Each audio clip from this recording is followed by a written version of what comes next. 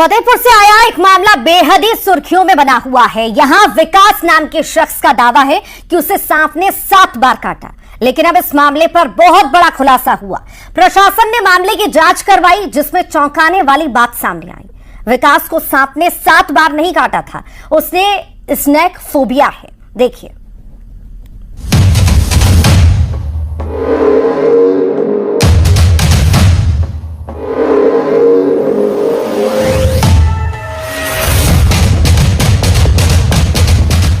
सांप काट चुका है।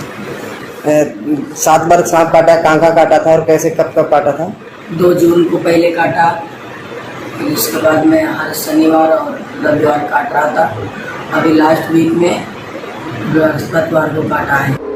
क्या उसे सपने में सांप काटता है? क्या उसे स्नेक फोबिया है? या फिर क्या उसे आसपास सांप दिखाई देने वाली बीमारी है? 7 बार सांप काटने का दावा करने वाले विकास के दिमाग में आखिर क्या चल रहा है? क्या सपने में सांप उससे बात करता है, या फिर उसके मन में कोई डर है, या इसके पीछे उसका कोई मनोरोग है? फतेहपुर के रहने वाले विकास नाम के शख्स का दावा था कि एक सांप उसके पीछे हाथ धोकर पड़ गया है और उसे बार बार डस रहा है।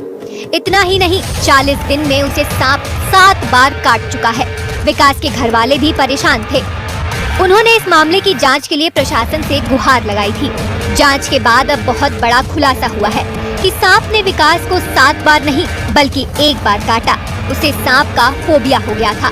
उसके दिल में सांप का ऐसा डर बैठा कि उसे हर जगह सांप ही दिखाई देने लगा।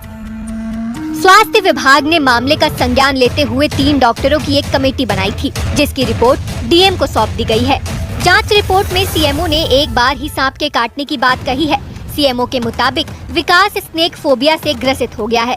इस फोबिया में उस शख्स को बार बार सांप के काटने का आभास होता है। स्वास्थ्य विभाग ने विकास को मनोचिकित्सक की मदद लेने के लिए कहा है। रिपोर्ट में ये भी कहा गया है कि सांप ने विकास को पहली बार 2 जून को काटा, बाकी 6 बार डसना संभव नहीं है।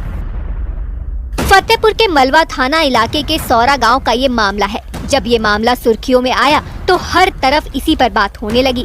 लोग तरह तरह की प्रतिक्रिया देने लगे। कोई इसे हकीकत बताने लगा तो कोई इसे मन का भ्रम बता रहा था। कुछ लोग विकास के दावों पर यकीन नहीं कर रहे थे, लेकिन प्रश्न हर किसी के मन में उठ रहे थे। विकास का दावा था कि उसे सपने में सांप दिखता है और हर बार काटने से पहले उसे आभास हो जाता है कि सांप उस पर हमला करने वाला है। सांप ने उसे बताया कि वो उसे 9 बार काटेगा, जिसके बाद उसकी जान नहीं बच पाएगी। वो नर्सिंग होम में अपना इलाज करवाने जाता है और बार बार ठीक होकर भी आ जाता है। इतना ही नहीं, सांप ने उसे एक जगह नहीं काटा। वो जहाँ जहाँ सांप से बचने जाता है, सांप उसका पीछा करते हुए उसे डस लेता है।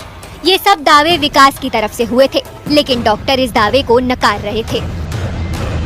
बहुत ही अनयूजुअल सी स्टोरी लगती है। उसमें मुझे लगता नहीं फैक्ट है, फिक्शन ज्यादा लगता है कि ये पॉसिबल नहीं हो सकता कि कोई सांप एक ही व्यक्ति के पीछे बार बार पड़े।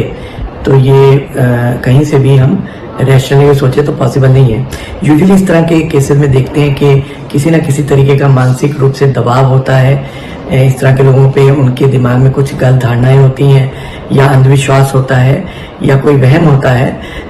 जब विकास 7वीं बार नर्सिंग होम से ठीक होकर निकला तो उसके घर वाले उसे बजरंग बली की शरण में लेकर गए।